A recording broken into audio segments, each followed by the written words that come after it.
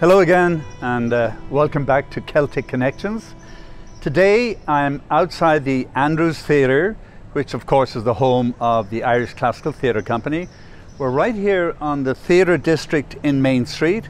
Actually, from Tupper Street all the way down to Chippewa Street, where our former home was, is now called the Chris O'Neill Way, after my late brother, the late great Chris O'Neill. When we opened the theatre, the Andrews, in January '99, there were a lot of delays in construction. So our first show, O Coward, happened across the road at the Tralf Theatre, well, concert hall. Our second show, Ideal Husband by Oscar Wilde, actually happened up at the Pfeiffer Theatre, which is now the Town Ballroom. And our original theatre was down in what used to be the red light district on Chippewa Street. And that was the Calumet, Mark Goldman's Calumet. Calumet Arts Cafe became our Calumet Theatre. So here we go, train's coming, let's go. We'll go into the theatre.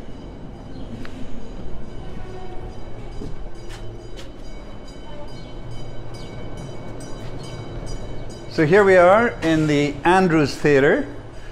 We're going to start in the lobby, which is actually called the Chris O'Neill Lounge.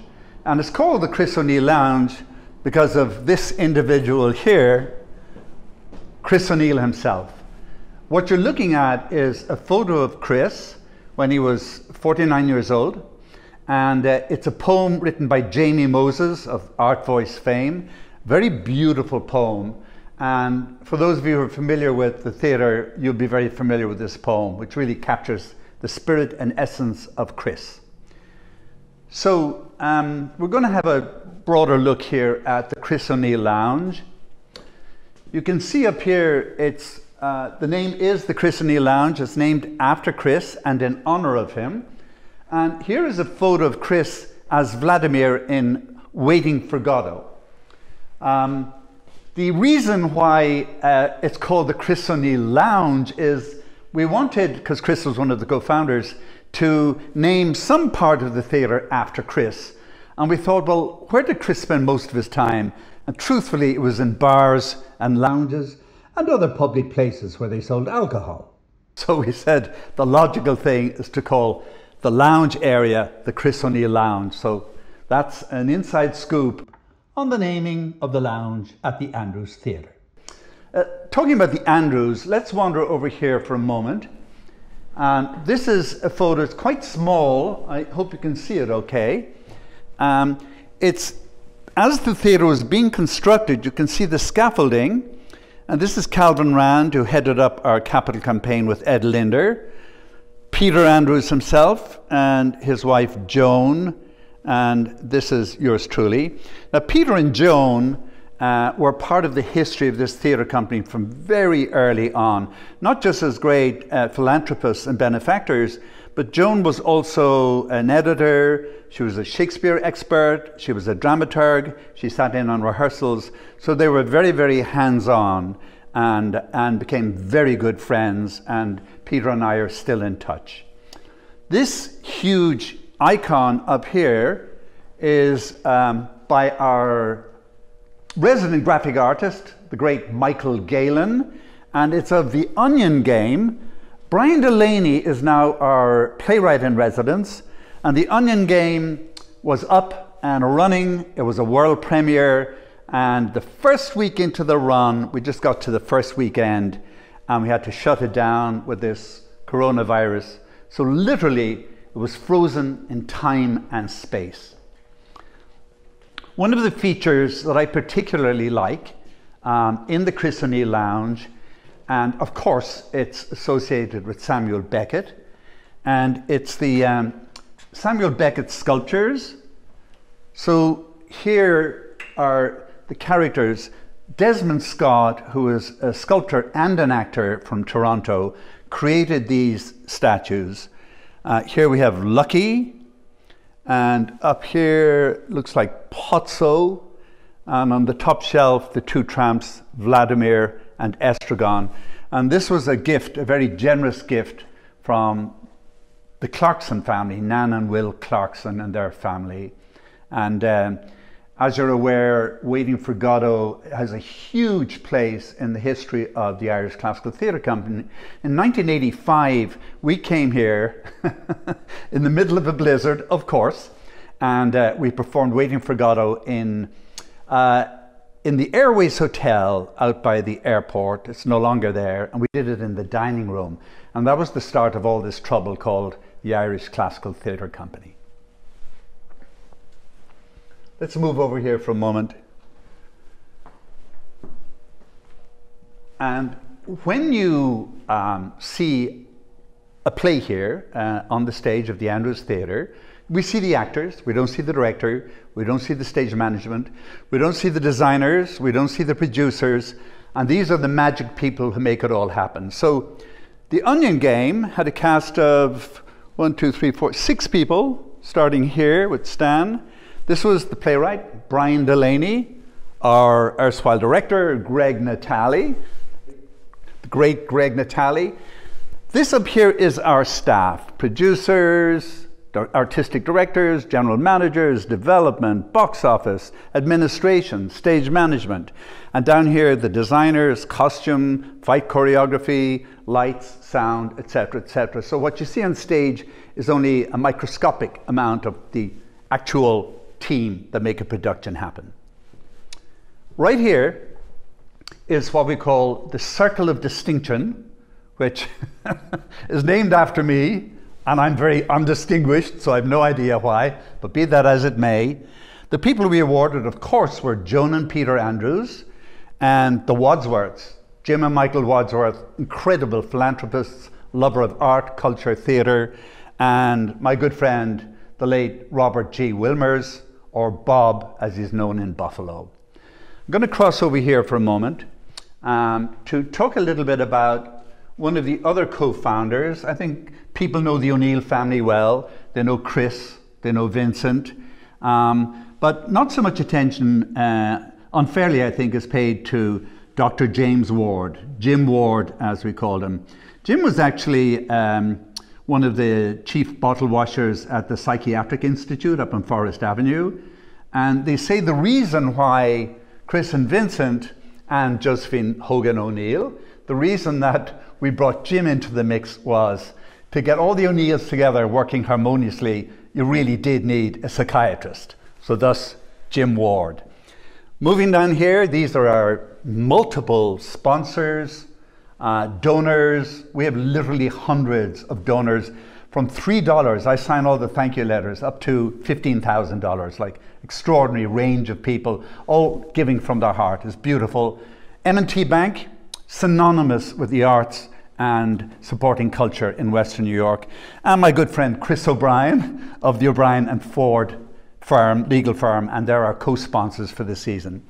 Moving down now, we come to our kind of wall of fame. This is, I don't know if you can get a clear look at him, this is Shay Linehan, who was our first playwright in residence, and he won our Maguire International Playwriting Competition, named after Frank and Donna Maguire.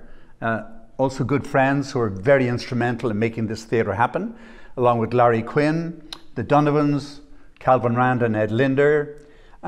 This is our latest playwright in residence, Brian Delaney, who actually wrote the play, The Onion Game, which, as we say, froze a world premiere. Gabriel Byrne, the movie actor, also from Dublin, and I'm distantly related to him, but that's a long story which I'll share with you some other time.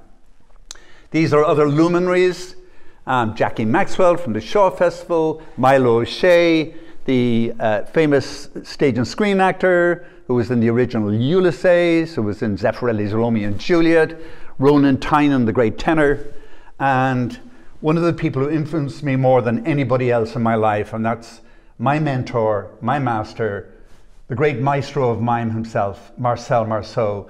Marcel, he came to the theatre and was very, very proud that one of his alumni had created a theatre company. And then we brought him out to UB, introduced him to the students, and in return, what he did was he did a fundraiser for Irish Classical across the road at Shay's Performing Arts. So if you can get Marcel Marceau to do a fundraiser for you, you must be doing something right, even in silence. This is, of course, from Law and Order, Jesse Martin. Fortunato Pesamenti, who's a huge part and always has been of Irish Classical Theatre Company, was actually his teacher in high school, teacher of French, teacher of drama, and now a great theatre director. These are all our awards, well, some of them, over the years for design, directing, acting, producing. And the tradition we have is any awards that Irish Classical gets for best production, we give to the best director of the production, because we believe in the end of the day, it's not the people who mount it, the people who put the money into it, it's about the artistic product, and the director is the person who controls that most. And we even gave one of them an Artie Award away to Tom McCarr, our brilliant resident sound designer, just to recognize the extraordinary input he's put into all our productions. These are photos from our productions over the year. This is Louise Andrews in Aristocrats by Brian Friel with my late brother Chris. And Louise is the daughter of Joan and Peter. Jerry Finnegan, great pal, great character. We lost him last year. Also professor at UB. Vincent and Josephine. And this is a collage from a Busico melodrama with half the actors in Buffalo. I don't know how we could afford to pay that many actors back in the day we were in the Calumet, but apparently we did. Coming around the corner, this again is Josephine in Same Old Moon, of course Waiting for Godot, iconically associated with Irish Classical. Brian Miss-Livy, the comic genius. These are the brothers O'Neill, Vincent and Chris. Saul Elkin up here, almost unrecognizable, and a wonderful graphic of King Lear. And here's something I'm particularly proud of. This is my adaptation of James Joyce's Finnegan's Wake. We called it Night Maze. It took me 2 years to read the novel and 2 years to adapt it. But believe it or not, we put it on in the Andrews Theatre for 5 weeks, and we got decent houses. So there you go. This is something I really wanted to point out to you. This is a portrait done by Jean Donovan. John and Jean Donovan were very much part of the history of the company. John was the president of the board when we started the movement towards the new theatre. And Jean was also on the board and a graphic artist. This was her impression of our last theatre, the Calumet, down on Chippewa Street. I want you to pay particular attention to the lamppost. And you see the lamppost is tilting at an angle here. And this is another painting by Jean. And this was her impression of the Andrews Theatre before it was built.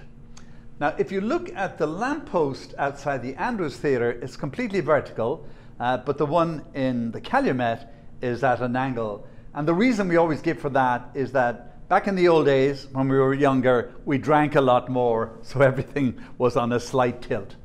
And now we're going to move into the theatre itself, the Andrews Theatre.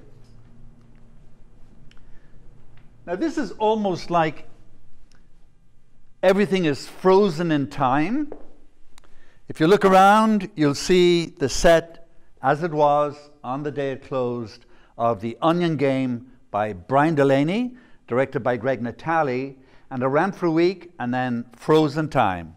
And everything is still the way it was in the dressing room, people's makeup, their portraits, their mementos. Like Miss Havisham, everything just froze.